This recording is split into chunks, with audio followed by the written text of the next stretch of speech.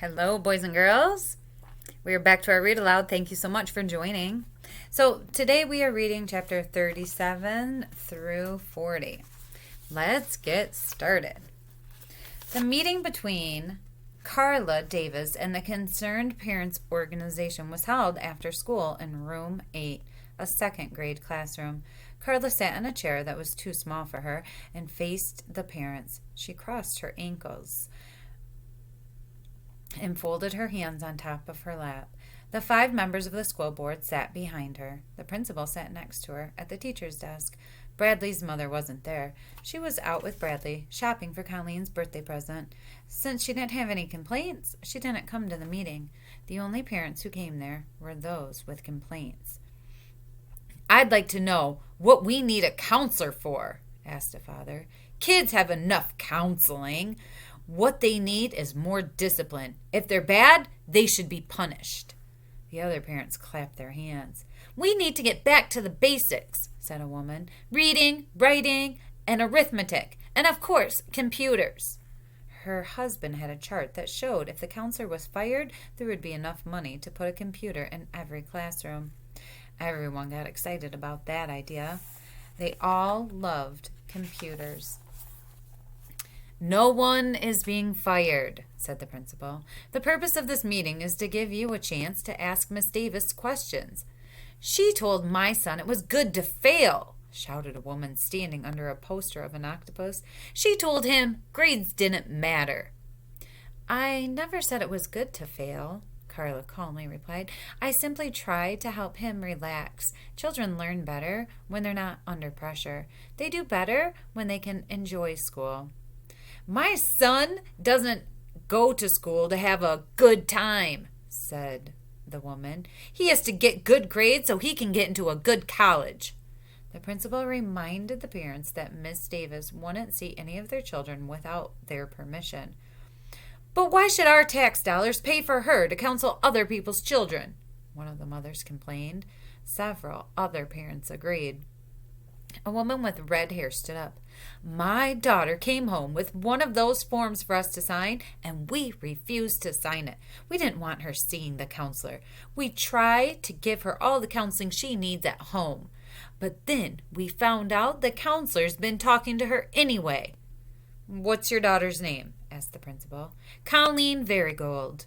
Carla admitted that she had seen Colleen without her parents' permission. "Colleen came into my office very upset, and she said she had to talk to me. She said it was an emergency." "What kind of an emergency?" the school board president asked. "It was something very personal," said Carla. "But what is it?" said the school board. "I'm sorry," said Carla. "I never repeat anything a child tells me." She knew Colleen wouldn't want everyone to know she had gone into the boys' bathroom. "You're not supposed to see a child without their parents' permission," said the school board president. "Now, if it was an emergency, then you might have been justified, but we have to know the nature of the emergency." "I'm sorry," said Carla. "You can tell me," said Mrs. Varigold. "I'm her mother. If there was an emergency, don't you think I should know about it?" "Ask Colleen. If she wants you to know, she will. I can't break my promise to her." "But Colleen's a child," said the member of the school board. "You don't have to keep promises to children." "What?" "I do," said Carla. "That's why I like her." "She's been trying to make her change religions," said Colleen's mother. "Colleen came home from school and announced she didn't want to be Catholic anymore. She wants to be a Zen monk." Carla laughed, though she knew that was a mistake. She tried to explain about saying hello back to someone who always says hello to you, but nobody seemed to understand what that had to do with being a Zen monk. "You're not allowed to teach religion in public school," said the president of the school board, "and you weren't even supposed to talk to her child in the first place." He apologized to Colleen's mother and assured her it wouldn't happen again.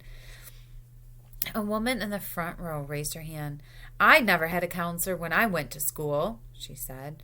"I don't understand what they do exactly." "Well, why don't you explain to the parents what you do and how you help different children?" the principal suggested. Mostly, I just talk with them, said Carla. I listen to their problems, but I never tell them what to do. I try to help them learn to think for themselves. But isn't that what school's for? Asked the woman. To tell kids what to think? I believe it's important to teach them how to think instead of what to think, said Carla. But if they do something bad, don't you tell them it's wrong? Asked the man sitting next to her. No, said Carla. I think it's much better if they figure that out for themselves. What if there was a boy who bit his teacher? Asked a father. What? Carla exclaimed. Wouldn't you tell him not to bite her? He asked. No, I'd talk to him about it and try to find out why he had bit her. But what if he keeps biting her? Asked the man. What if every day he sneaks up behind her and bites her on the butt? Then what would you do? This is getting ridiculous, said Carla. Tell him what you do, said the principal. Carla sighed. I'd try to help the boy understand the reason he wants to bite his teacher and then help him reach the conclusion that he shouldn't do it. How long would that take? Asked the woman. I don't know. A month? Possibly. And meanwhile he keeps biting his teacher? Said the first man. You could seriously get hurt. She could die, said another man. How would you feel then? What if the kid had rabies? Someone else shouted. Don't you think he should get a rabies shot? I think you'd feel differently if he bit your butt, someone called from the back of the room. Everyone started talking at once. What if he bit you? You'd punish him then, wouldn't you? Then you wouldn't wait for him to think for himself, would you? Not if he bit you. Uh-oh. What if he bit you? Carla uncrossed her ankles, then crossed them the other way. As she looked at the angry group of parents, she had a horrible feeling that they all wanted to bite her butt. Chapter 38. Bradley Chalkers, Homework, Book Report. My Parents Didn't Steal an Elephant by Uriah C. Lasso, Mrs. Ebel's class, Room 12, Red Hill School. Last seat, last row, next to Jeff. My Parents Didn't Steal an Elephant by Uriah C. Lasso by Bradley Chalkers. My Parents Didn't Steal an Elephant was a very funny and crazy book by Uriah C. Lasso, a funny author who to write such a book. It is a story told by a kid. The kid's parents are in jail because they stole an elephant, except they are innocent. Hey, I just realized something. You know what? You never know the kid's name. I just realized that. You know what else, too? You don't know if the kid is a boy or a girl. I just realized that right now as I'm writing this book report because I didn't know whether to write he or she. I told you, this book is crazy. The kid lives with his aunt and uncle. They're crazy too. They put wallpaper up in the garage for no reason. I told you they were crazy. Ace is crazy too. He's the lawyer for the kid's parents and makes the kid practice crying for an hour every day so the kid will be able to cry good in court. Only when the kid finally gets to court, the kid doesn't cry. The kid laughs. Then everybody else laughs too. Then the kid's parents get to come home because they're innocent. Except, do you want to know something? I'm not so sure. I mean, if they were really innocent, then who ate all the peanuts? I told you it was crazy. The end. The end. Absolutely wonderful, said Carla. Is it good? Asked Bradley. You captured the very essence of the book. He smiled, even though he didn't know what essence meant. They were sitting around the round table. It was Thursday before school. Bradley had to turn in his book report to Mrs. Ebel, but he wanted Carla to see it first, just in case he ripped it up. Carla was wearing a fluffy pink sweater. I always wondered what happened to the peanuts, too, she said. Me too, said Bradley. And they could have hid the elephant in the garage. That's why they put the wallpaper there, to cover up the fingerprints. Do elephants have fingerprints? Asked Carla. Maybe they have trunk prints, he laughed. Well, I have to go to Mrs. Ebel's.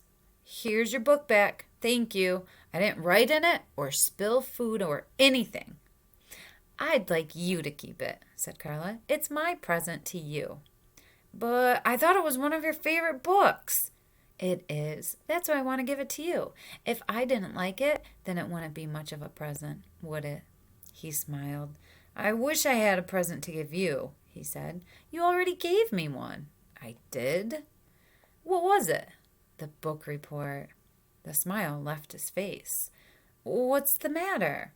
Well, I'm supposed to give it to Mrs. Ebel, but that's okay. You can have it. It wouldn't be much of a present if I didn't want it to.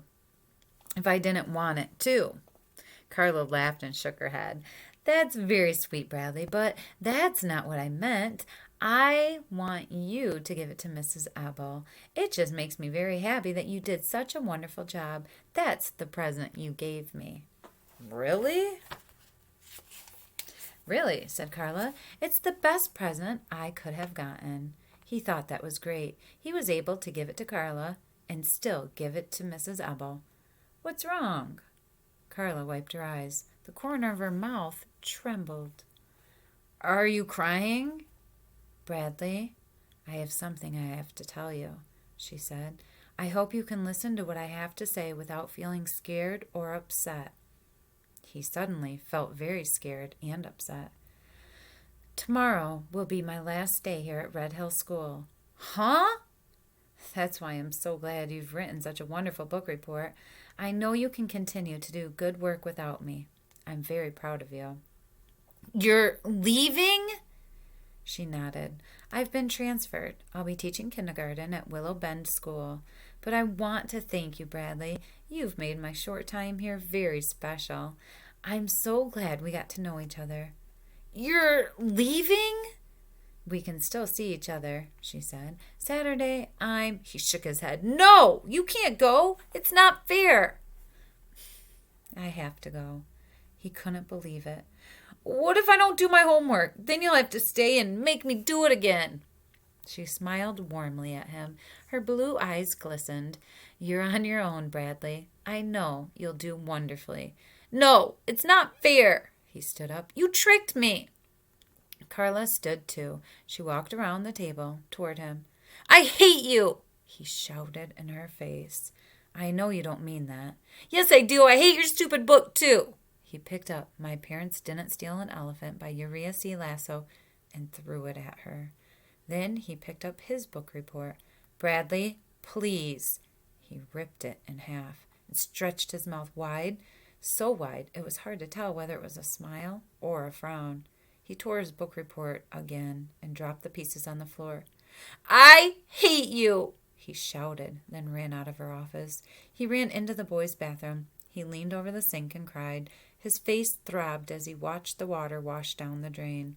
There was a knock on the bathroom door. Bradley, said Carla, are you all right?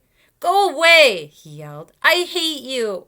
The door slowly opened, and she stepped inside. You're not allowed in here, he said. I think it's important that we talk, said Carla. That's how friends handle their problems, by talking about them. That's why we've become such good friends, because we've learned to talk to each other. I'm not your friend. Why would I want to be friends with you? I hate you. I like you, Bradley. I can like you, can't I? You don't have to like me. I'm not going to Colleen's party, he said, and I don't like Jeff either, and I'm never going to do my homework ever, and I'm going to fail all my tests. Do you want to know what I think? I think you're worried that now that I'm leaving, everything will turn bad again. You think that Jeff won't like you anymore, and Colleen won't want you to come to her party, and Mrs. Ebel will give you bad grades no matter how hard you try. This is the boys' bathroom. But it wasn't me who magically changed your life, Bradley. It was you. You're not Cinderella, and I'm not Prince Charming. You're not allowed in here, he said coldly. Saturday, I'm going to need some help to move all my things out of the office, she said. I would appreciate it very much if you could come and help me. Then afterward, we could have lunch together. We could go to a restaurant, just the two of us. He wanted to go to her, to hug her in her soft pink sweater, but he couldn't. He felt like his insides were ripping apart. It'll be lots of fun, said Carla, and it would be a great help to me. I have to use the toilet. Maybe I'll see you on Saturday, said Carla. I would like that very much. She turned and walked out the door. Bradley stayed in the bathroom until the bell rang, then went home sick.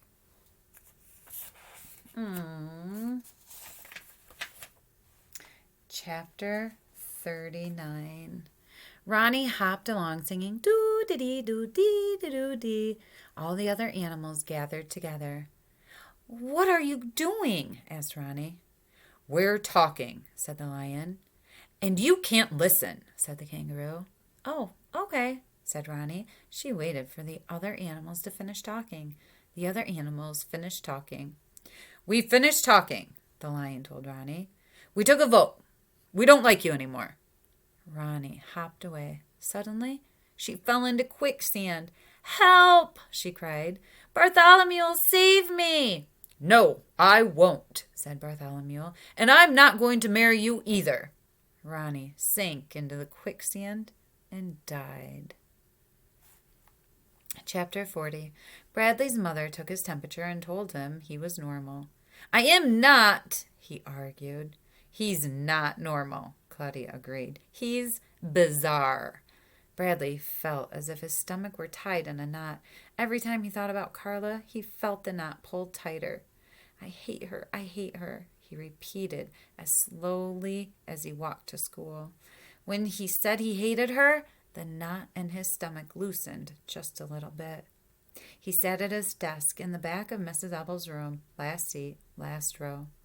Hi, Bradley, said Jeff, sitting down next to him. Where were you yesterday? Were you sick? He didn't answer. Jeff wasn't his friend. He didn't have friends.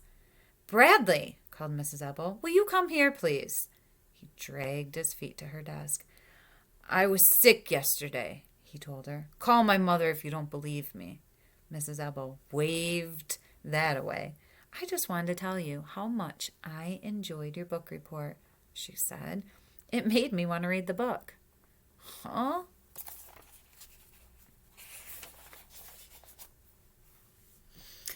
Miss Davis gave it to me yesterday, Mrs. Ebble told him. She explained how she accidentally ripped it. He stared at her in amazement, then noticed his book report taped together, lying on Mrs. Ebble's desk. At the very top, in red ink, was the word excellent. I gave you a gold star, said Mrs. Ebble. He picked up his book report and ran back to his desk. There it was, next to his name, Bradley Chalkers, a gold star. He slowly sat down and stared at it. It seemed to shine brighter than all the other stars. The knot in his stomach jerked tight, and he had to look away. The star reminded him of Carla. She's such a liar, he thought. She said she accidentally tore it up when I was the one who did. I hate her. He shoved his book report in the back of his desk. The knot loosened. He walked all recess. The other boys called him from the basketball court, but he pretended not to hear them. He just kept walking. Okay, he decided. I'll go see her at lunch. I'll just say goodbye to her, that's all. Everyone was looking for you to play basketball, Jeff said when he returned to class. I told them you were still sick from yesterday. I'm not sick, said Bradley. I'm normal. When the bell rang for lunch, he walked to Mrs. Ebble's desk to ask for the hall pass. Yes, Bradley, she said. He couldn't talk. The knot in his stomach was so tight it choked off his vocal cords. He stuck his hands in his pockets and walked outside. He sat in the far corner of the playground. Twice he thought he saw Carla. The first time, it was a third-grade girl. The second time, it was a tree. His stomach was too knotted up to eat anything. I saw Carla, Jeff told him after lunch. I went to her office to say goodbye. She said she'd like to see you. She said she'd wait for you in her office after school, just in case you wanted to talk to her. She asked me to tell you that. Bradley closed his eyes until the knot loosened. Don't you even want to say goodbye to her? Jeff asked. He shook his head. He could picture her waiting in her office for him. He'd walk in and she'd say, Hello, Bradley. It's a pleasure seeing you today. I appreciate your coming to see me. She might even kiss him again. When the final bell rang, he walked directly home. The knot inside him tightened with every step. I hate her. I hate her. I hate her. Think about that. Why do you think he says he hates her instead of how he really feels? Thank you again for joining me. Have a great day.